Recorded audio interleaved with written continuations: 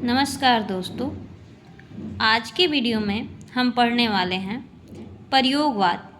प्रयोगवाद किसे कहते हैं, प्रयोगवाद की प्रवर्तक कौन है, प्रयोगवाद के संबंध में जो भी महत्वपूर्ण तथ्य हैं, जो भी महत्वपूर्ण कवि हैं, उन सब की हम जानकारी यहाँ लेंगे। तो हमारा आज का टॉपिक है प्रयोगवाद।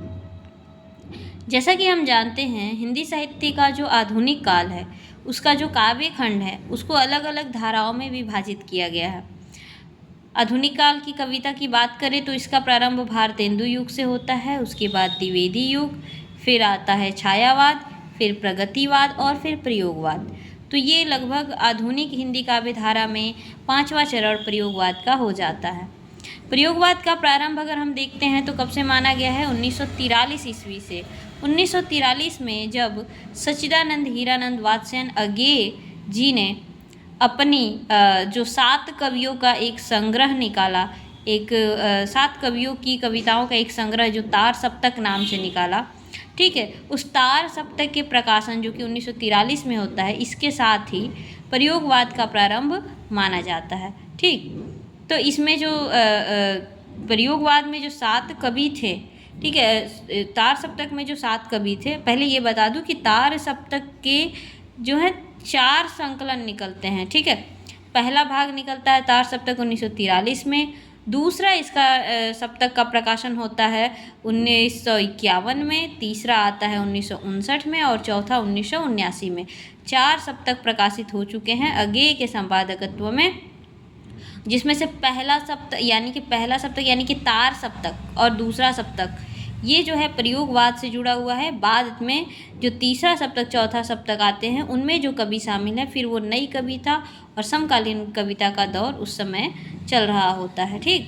1951 से ही लगभग नई कविता आ जाती है और मुख्य रूप से 1954 से नई कविता क्या प्रारंभ हो जाता है। तो हम कह सकते हैं कि 1943 से लेकर 1954 तक का जो समय है वो लगभग प्रयोगवाद का समय सीमा माना जाता है, ठीक। अब प्रयोगवाद शब्द जो है नंद दुलारे वाजपेयी ने, अब प्रयोगवाद शब्द का जो सबसे पहले प्रयोग किया था नंद दुलारे वाजपेयी ने किया था। अपना एक लेख या निबंध निकाला था उन्होंने, प्रयोगवादी रचनाएं, उसमें उन्होंने प्रयोगवाद शब्द का प्रयोग किया था, ठीक है। अज्ञेय ने प्रयोगवाद शब्द का प्रयोग नहीं किया है। अज्ञेय जी ने जो तार सप्तक का प्रकाशन किया, उसकी भूमिका में आप देखेंगे तो उनकी भूमिका में वो प्रकाश डालते हैं कि इस तार सप्तक का मंतव्य क्या है, इसके प्रकाशन का उद्देश्य क्या है। तो वो लिखते हैं, अज्ञेय जी लिखते हैं कि 7 कवि, ये 7 कवि जो तार सप्तक में संकलित हैं, ये 7 कवि किसी एक स्कूल के नहीं हैं, किसी एक स्कूल या वाद या धारा से नहीं जुड़े हुए हैं, किसी एक स्कूल के नहीं हैं, वे राही नहीं हैं, राहों के अन्वेषी हैं। चाहे लोकतंत्र हो या उद्योगों का समाजीकरण, इनके बारे में सबके मत एक नहीं हैं। उनकी रचनाएं प्रयोगशीलता के नमूने नहीं हैं, पर प्रयोगशील अवश्य है। और इस प्रकार तार सप्तक के संबंध में अज्ञेय जी ने अपने ढंग से व्यक्ति स्वातंत्र्य, प्रयोगशीलता और विविधता को रेखांकित किया है, ठीक है। अब जो हम बात करते हैं कि नंद दुलारे वाजपेयी ने तार सप्तक के कवियों के लिए प्रयोगवाद शब्द का प्रयोग किया, तो अज्ञेय इससे सहमत नहीं थे, ठीक है। अज्ञेय ने उसके विरोध में उसका स्पष्टीकरण देने के लिए अपने जो दूसरा सप्तक 1951 में प्रकाशित करते हैं, उसमें वो कहते हैं कि प्रयोग का कोई वाद नहीं है। ये कथन महत्वपूर्ण हो जाता है। अभी हमने पढ़ा तार सप्तक की भूमिका में उन्होंने क्या कहा, अभी हमने देखा कि ये जो कवि हैं, ये 7 कवि जो तार सप्तक में हैं, वे राही नहीं है बल्कि राहों के अन्वेषी हैं। यहाँ पर एक महत्वपूर्ण कथन कहा। दूसरे कथन की भूमिका में वो कहते हैं कि प्रयोग का कोई वाद नहीं है, हम वादी नहीं हैं, न प्रयोग अपने आप में इष्ट या साध्य है। ठीक इसी तरह कविता का भी कोई वाद नहीं है, कविता भी अपने आप में इष्ट या साध्य नहीं है। अतः हमें प्रयोगवादी कहना उतना ही सार्थक या निरर्थक है जितना हमें कवितावादी कहना। तो इस प्रकार वो जो नंद दुलारे वाजपेयी जी ने जो प्रयोगवाद शब्द दिया, इससे असहमति व्यक्त करते हैं।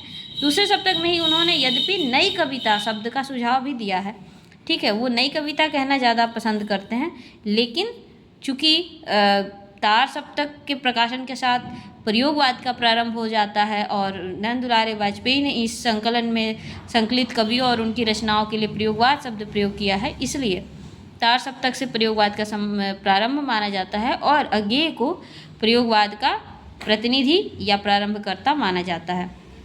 दूसरे सप्तक की भूमिका में अज्ञेय ने एक और बात स्पष्ट किया कि प्रयोग अपने आप में इष्ट नहीं है, ठीक, वह साधन है, दोहरा साधन है, क्योंकि एक तो वह उस सत्य को जानने का साधन है जिसे कवि प्रेषित करता है, और दूसरे वह उस प्रेषण की क्रिया को और उसके साधनों को जानने का भी साधन है। तो प्रयोग किस चीज़ का साधन है? प्रयोग साधन है उस सत्य को जानने का जिसे कवि प्रेषित करता है या करना चाहता है, और उस प्रेषण की क्रिया को भी जानने, उस प्रेषण की क्रिया को भी, उसके साधनों को भी जानने का साधन है। अब प्रयोगवाद में जो तार सप्तक में आने वाले 7 कवि कौन कौन से हैं? अज्ञेय, तार सप्तक 1943 के 7 कवि हैं अज्ञेय, रामविलास शर्मा, गजानन माधव मुक्तिबोध, प्रभाकर माचवे बलवंत, नैमिचंद्र जैन, गिरजा कुमार माथुर, भारत भूषण अग्रवाल। दूसरा सप्तक 1951 में आया, इसके कवि कौन कौन हैं? इसके कवि हैं, दूसरे सप्तक के कवि हैं शमशेर बहादुर सिंह, भवानी प्रसाद मिश्र, शकुंतला माथुर, हरिनारायण व्यास, नरेश मेहता, धर्मवीर भारती, रघुवीर सहाय। तीसरे सप्तक में आने वाले कवि, तीसरा सप्तक 1959 में आता है, इसके कवि हैं प्रयाग नारायण त्रिपाठी, मदन वात्सायन, विजय देव नारायण शाही, कुंवर नारायण, सर्वेश्वर दयाल सक्सेना, केदारनाथ सिंह, कीर्ति चौधरी। चौथे सप्तक में आ जाते हैं, चौथा सप्तक 1979 में आता है, इसके कवि हैं अवधेश कुमार, राजकुमार कुंभज, स्वदेश भारती, नंद किशोराचार्य, सुमन राजे, श्री राम वर्मा, राजेंद्र किशोर। तो ये हो गए। अब देखिए, तार सप्तक में कोई भी कवयित्री नहीं सम्मिलित हैं, लेकिन दूसरे सप्तक में शकुंतला माथुर कवयित्री यानी महिला कवयित्री संकलित हैं, और तीसरे सप्तक में आ जाती हैं कीर्ति चौधरी, और चौथे सप्तक में सुमन राजे। तो कवयित्रियों का जो तार सप्तक में कोई कवयित्री नहीं है, लेकिन दूसरे, तीसरे और चौथे सप्तक में एक एक कवयित्री जो है उनकी कविताएं संकलित हैं। ठीक, अब हम देख लेते हैं कि प्रयोगवाद की कुछ विशेषताएं कैसी थी। तो प्रयोगवाद जो काव्य धारा है उसके कवि कविता में नवीन प्रयोग में विश्वास करते हैं। शब्द, भाषा, शिल्प, भाव, प्रतीक और बिंब प्रत्येक दृष्टि से प्रयोग करना इनका इष्ट है।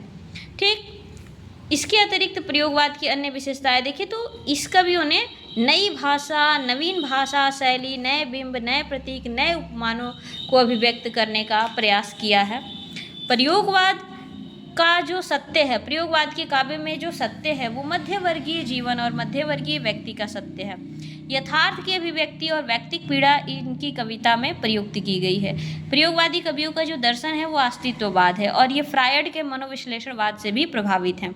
व्यष्टि चेतना से संबंधित यह काव्य है, और इसमें प्रयोगवादियों ने भोगे हुए यथार्थ को और व्यक्तिक अनुभूतियों को बड़ी ही ईमानदारी और सच्चाई के साथ व्यक्त किया है।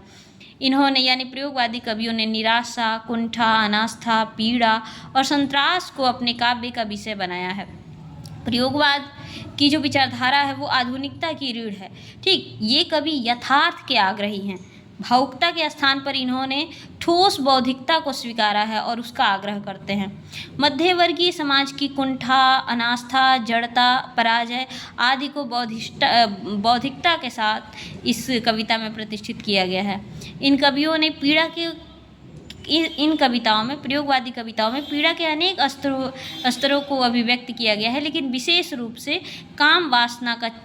दमित काम वासना का चित्रण भी इन कविताओं में मिलता है, जो कि फ्रायड के मनोविश्लेषणवाद से प्रभावित आपको देखने को मिलेगा।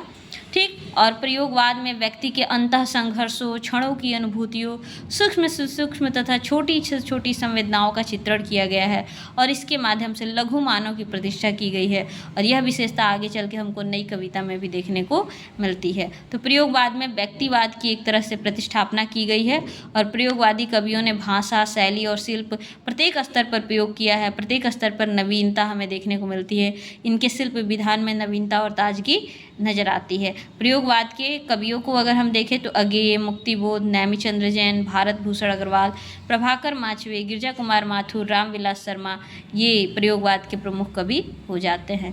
तो इस प्रकार आज प्रयोगवाद के संबंध में कुछ महत्वपूर्ण जानकारियाँ। आगे की वीडियोज़ में हम अन्य काव्य धाराओं का परिचय लेंगे। तब तक के लिए धन्यवाद। चैनल को लाइक और सब्सक्राइब करें, हमसे जुड़े रहें। धन्यवाद।